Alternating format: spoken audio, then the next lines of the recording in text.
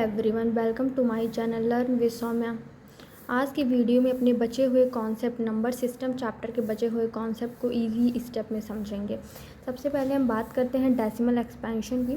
तो decimal expansion क्या होता है? डेसिमल एक्सपेंशन बेसिकली जब हम किसी रियल नंबर को, मतलब उसमें फ्रैक्शन भी आते हैं, इंटीजर्स भी आते हैं, उन्हें हम डेसिमल फॉर्म में रिप्रेजेंट करते हैं, तो उसी को हम डेसिमल एक्सपेंशन कहते हैं। नेक्स्ट हम बात करते हैं टाइप्स ऑफ डेसिमल। सबसे पहले टाइप्स की हम बात करते हैं तो वो होता है टर्मिनेटिंग डेसिमल। ये एक फाइनाइट नंबर के बाद या फाइनाइट डिजिट के बाद ये एंड हो जाता है।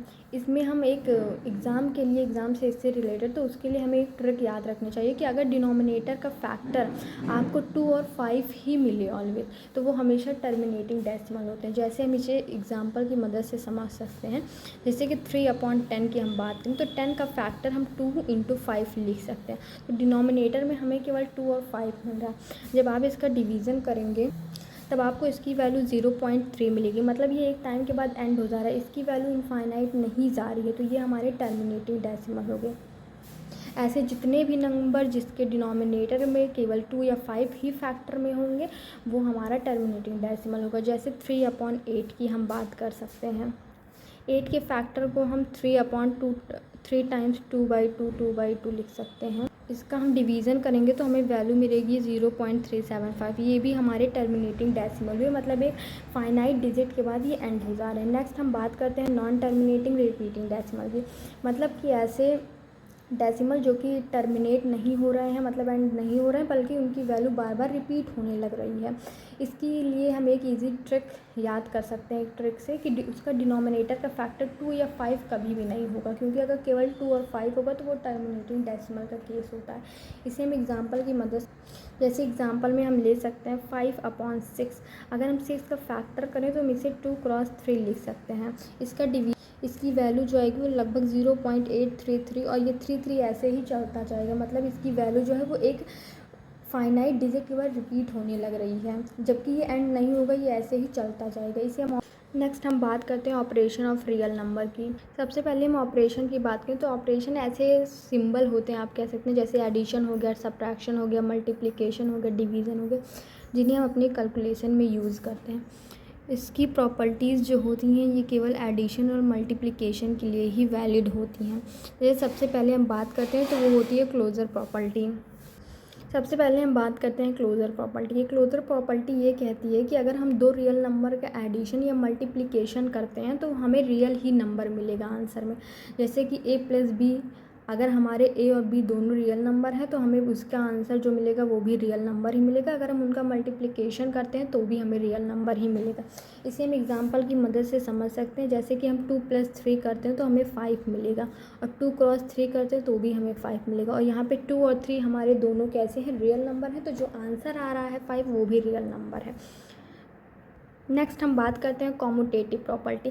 इसमें सिंपल सा क्या कहता है कि अगर आप a+b कर रहे हैं तो वो बराबर होगा b+a के, और अगर a × b कर रहे हैं तो वो इक्वल होगा b × a के। इसे भी हम एग्जांपल की मदद से समझ सकते हैं। जैसे अगर आप 2+3 कर रहे हैं तो आपको 5 मिला है, तो आप 3+2 भी करेंगे तो आपको 5 ही मिलेगा।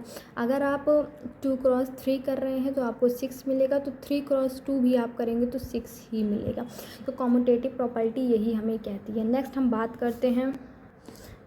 करते हैं एसोसिएटिव प्रॉपर्टी। उसमें कहता है कि a+b+c अगर आप करते हैं तो वो a+b+c के बराबर होगा। जैसे कि अगर हम a को 2 ले लेते हैं, b को 3 ले लेते हैं और c को 4 ले लेते हैं।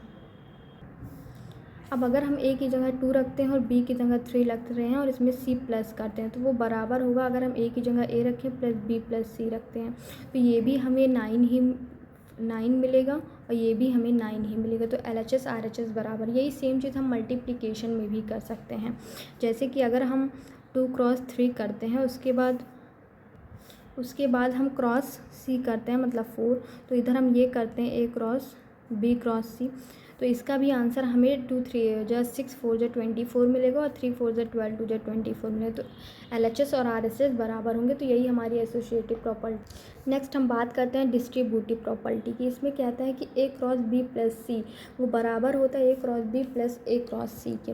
इसे हम एग्जाम्पल की मदद से समझ सकते हैं। जैसे हम a को 2 ले लें, b को 3 ले लें और c को 4 ले लें, तो a 2 और क्रॉस बी प्लस सी मतलब 3 + 5 इंटू ए क्रॉस बी प्लस ए क्रॉस सी। इसे अगर हम सॉल्व करते हैं तो 4 5 6 7 7 2 14 2 3 6 और 4 2 8 8 6 भी 14 होता है। तो LHS और RHS दोनों बराबर हो गया। अब नेक्स्ट कॉन्सेप्ट हम डिस्कस करने जा रहे हैं एक्सपोनेंट। एक्सपोनेंट का मतलब ही होता है कि पावर, जो कि हमें बताता है कि कोई भी चीज़ हम कितनी बार राइट कर रहे हैं। जैसे हम a की पावर n रखते हैं तो इसे हम a को n टाइम्स लिख सकते हैं। यहाँ पे a जो होता है वो बेस होता है और n मतलब उसे कितने टाइम्स लिख रहे हैं वो हमें एक्सपोनेंट या पावर बताता है। इसे हम एक एग्जांपल की मदद से समझ सकते हैं। जैसे 2 की पावर 3, इसका मतलब है कि 2 को हमें 3 टाइम्स लिखना है। इसे हम सॉल्व करेंगे तो इसका आंसर 8 आएगा। यही हमारी एक्सपोनेंट या पावर होती है। अब लॉ ऑफ एक्सपोनेंट को समझते हैं। सबसे पहला लॉ हमें ये बताता है कि अगर हमारे बेस सेम होते हैं तो जो पावर्स होती हैं वो ऐड हो जाती हैं। अगर वो प्रोडक्ट में होती हैं और बेस सेम होते हैं तो उनकी पावर्स जो हैं वो, जैसे a की पावर n क्रॉस a की पावर n, तो ये a की पावर m + n हो जाएगा। इसे हम एग्जांपल की मदद से समझ सकते हैं। जैसे 2 की पावर 3 क्रॉस 2 की पावर 4 है, तो इसे हम 2 की पावर 3 + 4 मतलब 2 की पावर 7 भी लिख सकते हैं। और इसे हम सॉल्व करेंगे तो हमारा आंसर आ जाएगा। इसका आंसर जो कि 128। नेक्स्ट हम बात करते हैं कि अगर a की पावर m है कुछ और डिवाइड में a की पावर n है और बेस सेम है, पावर अलग अलग है, तो और वो डिवीज़न में होते हैं तो उनकी पावर जो है वो ऊपर जाने पे सब्ट्रैक्ट हो जाती है। इसे भी हम एग्जांपल की मदद से समझ सकते हैं। जैसे 3 की पावर 2 है और 3 की पावर 1 है, तो हम इसे 3 की पावर 2 - 1 मतलब 3 की पावर 1 भी लिख सकते हैं, जो कि बराबर होगा 3 के। थर्ड प्रॉपर्टी, जैसे a b की पावर कुछ हमें n दी गई है तो इसे हम a की पावर n और b की पावर n अलग अलग लिख सकते हैं। जैसे कि ये दोनों a b जो हैं ये हमारी ये बेस है और n जो है वो एक्सपोनेंट है या पावर है। इसे भी हम एग्जांपल की मदद से समझ सकते हैं। जैसे 2 क्रॉस 3 की पावर 2, तो इसे हम 2 की पावर 2 क्रॉस 3 की पावर 2 भी लिख सकते हैं। 2 की पावर 2 4, 3 3 9, 4 9 36। नेक्स्ट प्रॉपर्टी हम बात करते हैं कि कभी भी किसी भी बेस की पावर, नेक्स्ट प्रॉपर्टी हम डिस्कस करते हैं कि कभी भी किसी भी बेस की पावर अगर ज़ीरो है, वो कोई भी नंबर हो सकता है, तो उसका आंसर आप ऑलवेज़ 1 लिखेंगे। जैसे एग्जांपल की मदद से समझ सकते हैं। अगर 2 की पावर 0 है तो उसका आंसर 1 होगा। 5 की पावर 0 है तो उसका आंसर 1 होगा। नेक्स्ट हम बात करते हैं कि अगर हमारी किसी भी बेस की कोई निगेटिव पावर है तो उसे हम उसका इन्वर्स कर सकते हैं। जैसे एग्जांपल के लिए, जैसे 2 की पावर अगर -3 है तो इसे हम इन्वर्स कर देते हैं तो माइनस साइन हट जाता है, तो इसे हम 1/2 की पावर 3 लिख सकते हैं और 2 की पावर 3 को हम 8 भी लिख सकते हैं। तो ये हमारा आंसर हो गया।